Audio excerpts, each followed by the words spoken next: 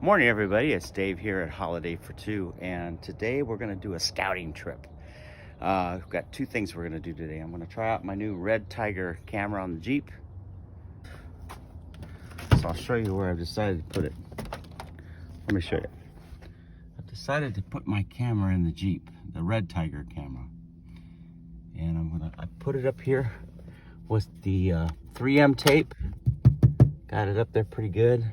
I didn't want to put it on the coating here because I was afraid that if I ever need to take it off, I don't want to peel that off. So I just put it right there. I figured that'd be a good spot for it to be. It'll face forward. I'll just show you how I wired it up in just a second. We're gonna do a scouting run today up to a little place called Castle Hot Springs Road, which is just north of town.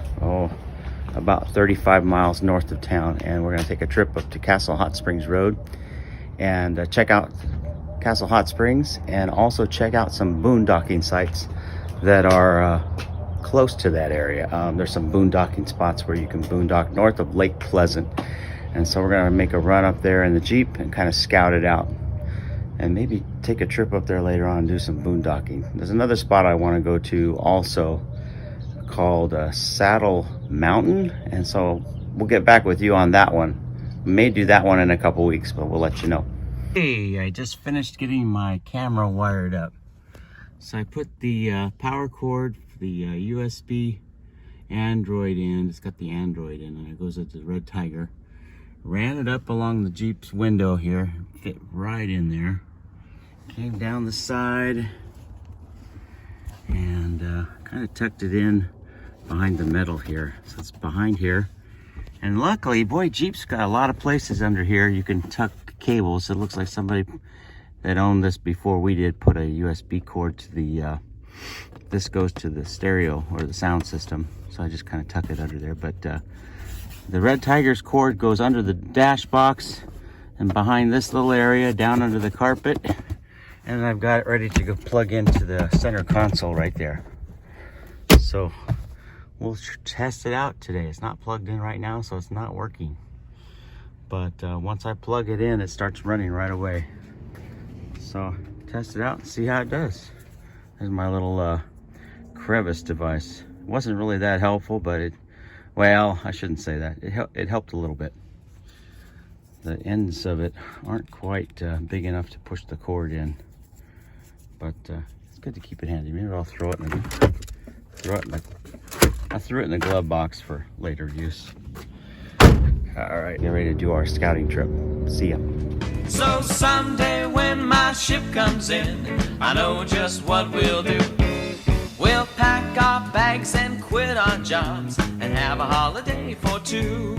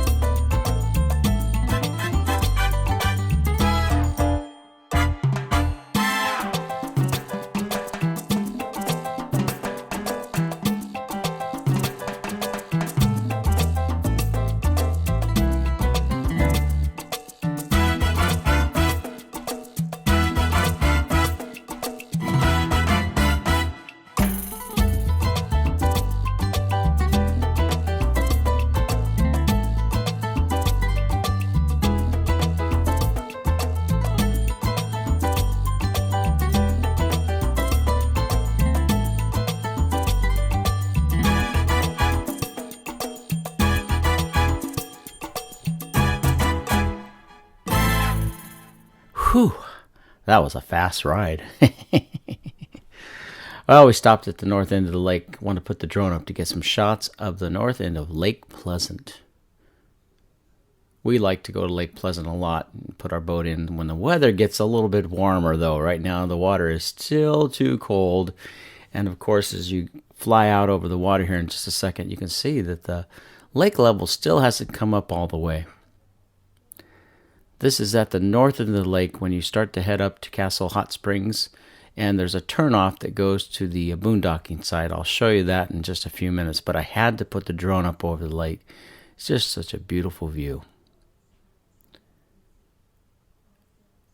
Now this is a great lake if you'd like to do bass fishing or crappie and sunfish. And this time of year, the lake is usually higher than this. So I was really kind of surprised that it's still not as high. I think some of that has to do with the rains. We haven't had the rains like we would normally have in the early winter time in January and December. We had a lot of rains earlier than that, but it hasn't really rained a lot since then. So we're due for some more rains. But this is the north end of the lake, and pretty soon you'll see those little mounds up ahead that you see are normally just about submerged, and this area here would be submerged. Lots of good trail riding up in here. When the water's this low, it's fun to take your ATVs out and ride around the lake. There's so many trails around, and old mines that you can go to, and even springs like Castle Hot Springs. It's Dave here, and we are taking a ride out Castle Hot Springs Resort just to show you what it looks like and everything. Beautiful day. It's like 70 degrees right now. And I'll tell you more about Castle Hot Springs a little bit later. Somebody has been fixing it up, as you can see. So we got to Castle Hot Springs, and I was really surprised. It's been about 2 years since we've been out on this trail, and a lot of the parking spaces that were around there are closed. You can't park anymore. And just out of curiosity, I had to go check and see what the rooms look like, and they really are nice, really luxurious. Somebody's pumped a lot of money into this place over the last couple of years, and I was a little bit stunned to see what the nightly rates were. Yes, you're right. That's $2,100 a night on the weekends. Ooh, maybe I'll wait a little while on that. But who knows? One of these days might just do it for fun. Now, one of the appeals to this place over the last 120 years is the hot springs. Of course, that's why they call it Castle Hot Springs. But up in the top of when you see the Castle Hot Springs area over there where it's all green, if you go back in the little canyon, there are several hot springs where you can actually take a dip in the mineral springs. And the water is, they say, around 110 degrees, so it's hot springs. Now, the building you just saw there was one of the old hotels that was there for many, many years. This was at one time, this was a retreat during World War II where veterans could come and get treatment in the therapeutic waters of hot springs. Supposedly, Teddy Roosevelt was out here, and so was a veteran of World War II that came out here for therapy. John F. Kennedy even spent some time out here. So we got back in the Jeep and headed back to the BLM land to see what the situation was for boondocking. When we got to the boondocking area, this is actually an old airstrip. Listen. All right. We just pulled over for a little snack. We're up here at the old airstrip. North of Lake Pleasant, there's this old airstrip. And I'll run the drone up so you can see it from the air. And when you get up higher, then you can actually see how it was at one time, probably during World War II. This was, I would imagine that this was probably like an alternate landing strip for planes coming out. It's an emergency airstrip or something. There were lots of these old airstrips all around Phoenix back in the 40s during the war. But this is This is a popular spot up here. You can see there's ATVs, people going on their ATVs over there. Yeah, back in World War II, this was an auxiliary airstrip for Luke Air Force Base. There were many auxiliary airstrips around Phoenix, some of them even as far out as Quartzsite, that were used in World War II when they were doing bombing runs and training. But now it's become a favorite boondocking spot. The BLM, Great BLM Boondocking area. And camping, you can camp here. This is all BLM land. Probably a 14-day stay limit. And so we just came up for the day to take a little ride. Went up to Castle Hot Springs. One thing about Castle Hot Springs that we found out, they have security now. They have really, in the last couple of years since they've remodeled the place, they've really cut down on the places you can park around there and everything. And they have security there. They have a private parking lot. You can't park in there anymore unless you're a guest. So walking around out here, you can see that it's like little fire pits and stuff in the area. And it's a little rough getting back in here. If you're not worried about bumps. Did see a couple of Class C's parked back over there. Lots of trailers, toy haulers parked over there. You can kind of see. Go through here. It's kind of an interesting area out here. You got beer bottles, wine cooler bottles or something here. Yeah, jeez. Yeah, that's one thing right there that really irritates me. People don't pick up their trash when they camp out here. I really hate that. They leave all kinds of crap out here. Old milk jug. Leave it better than you found it. Leave it better than you found it. That's what I say. Recently I was reading the Red Rock there was a Red Rock magazine online. And I was doing a story about boondocking and dispersed camping up near Sedona and the Pulaski ruins. And there was an online magazine, an online article in a Red Rock newsletter, I think it was called Red Rock Newsletter, about local people getting upset at dispersed campers, running the trails, running off the trails, leaving trash, doing damage to the area. It's not everybody, but there's a few people that kind of take advantage, leave their trash out or something.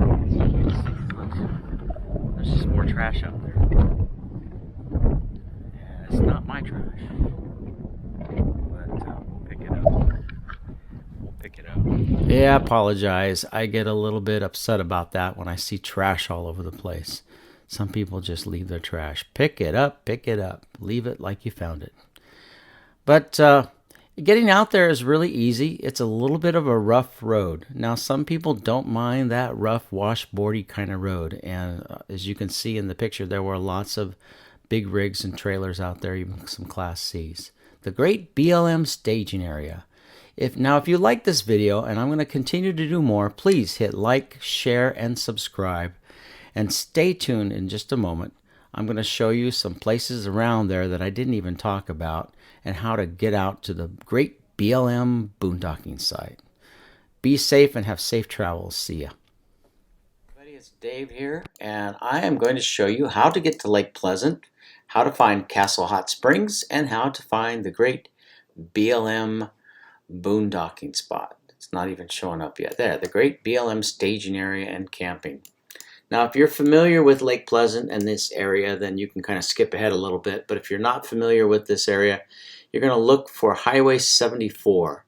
It runs east and west. It can come from Morristown, and then you can take it and head east on the 74, or you can come up from Phoenix on Lake Pleasant Parkway, and then make a left here and go west on 74. And you want to look for Castle Hot Springs Road, or North Castle Hot Springs Road, right where my little arrow is. There's another way to get into the lake on the east side of the lake and go to Pleasant Harbor Marina. But we usually hit this side of the lake, and one of these days I'll do another video on all the camping available here. There's a couple of campgrounds here that you can stay at. We like Desert Tortoise.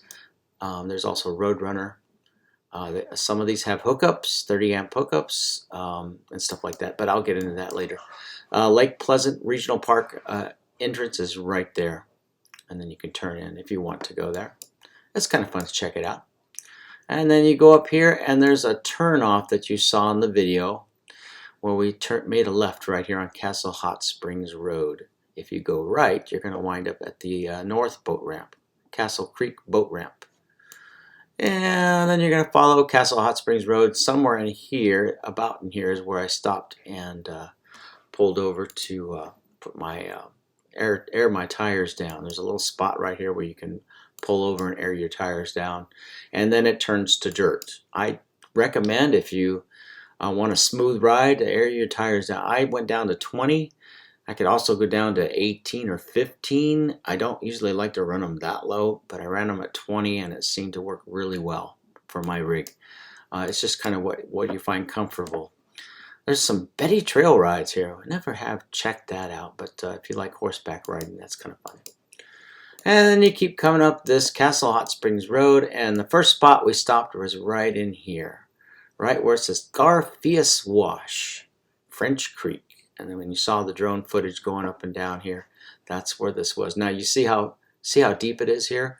Those are the little mounds that you saw that were, now they're barely exposed right there.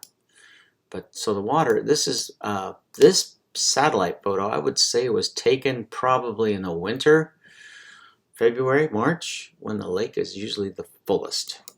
And the water comes all the way back up in here. By, let's see, June 1st, they start to draw down the lake.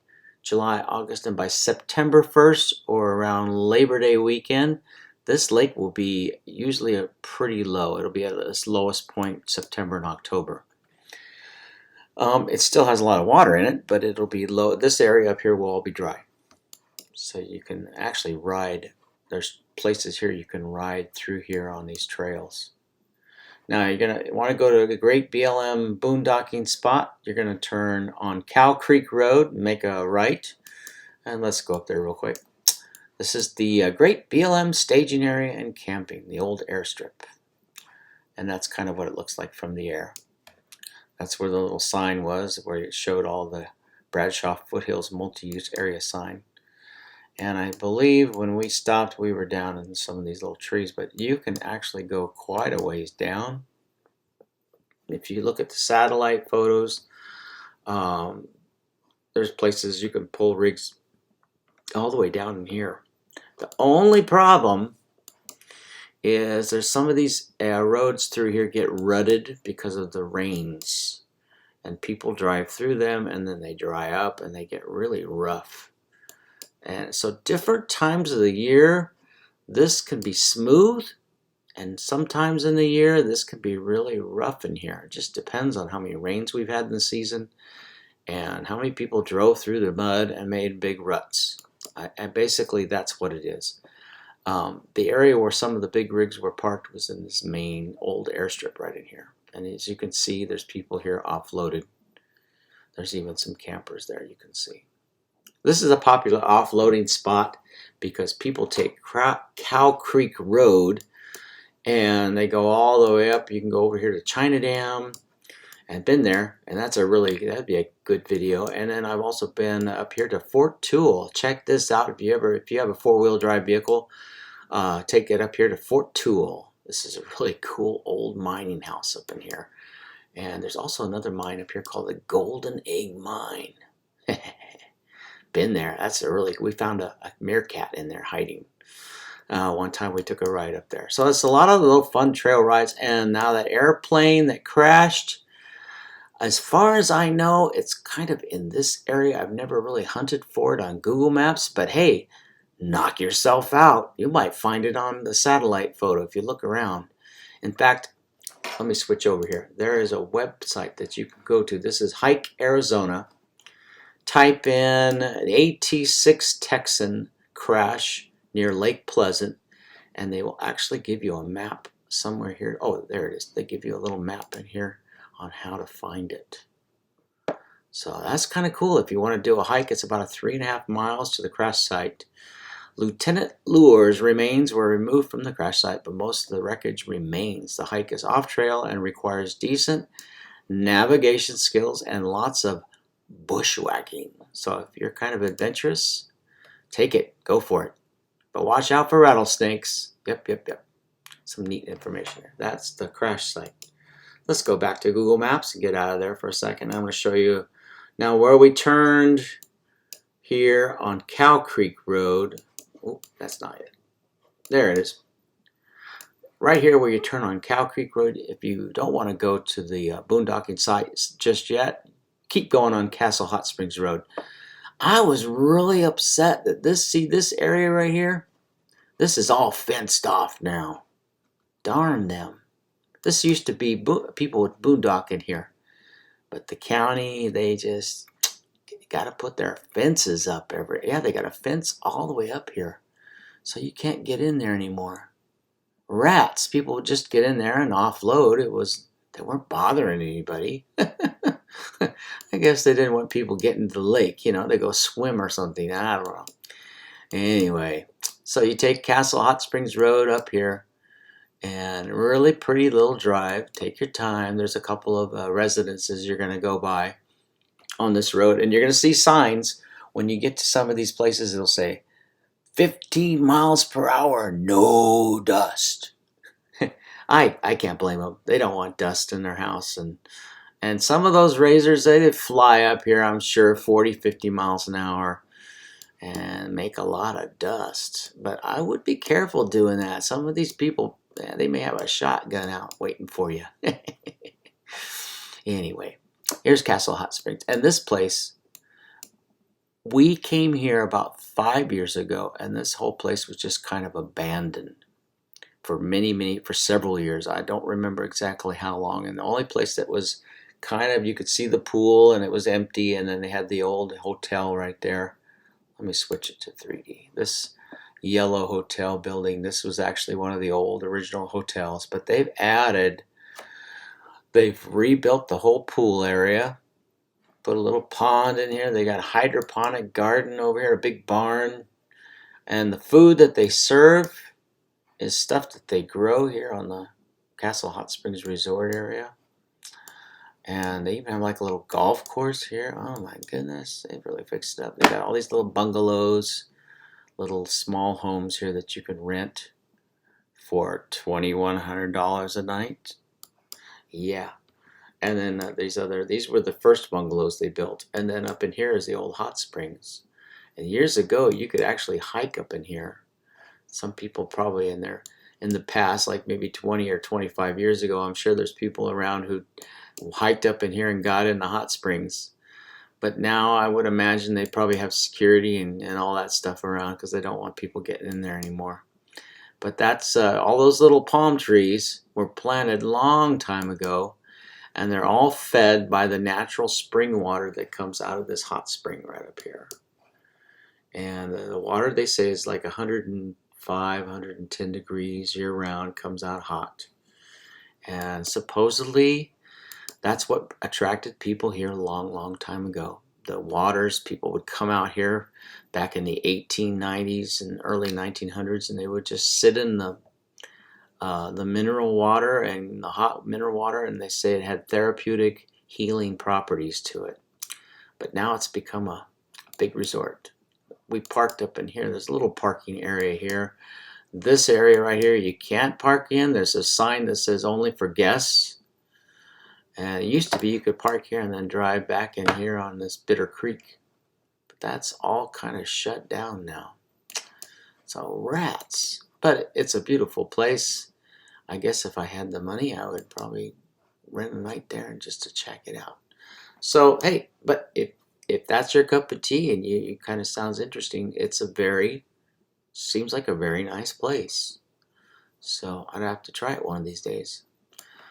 I hope that kind of helps you find this boondocking spot. Let's see if I missed anything. Oh, I almost did. You can actually camp all along this road. There are places where you'll see people boondocking. There's a place up here called CK Rock right here, I believe. Let me zoom in on that. Yep. CK Rock, that stands for Crown King Rock. If you come up Cow Creek Road, look for a big CK Rock right there, and that tells you to turn and go north up Crown King Trail. And if you want a really adventuresome ATV ride, take the back way up to Crown King. Plan on about a 3.5-hour trip to get to Crown King, which is way up here. There's Crown King right there. There's a mill. There's a restaurant there called The Mill. There's a saloon where you can get hamburgers.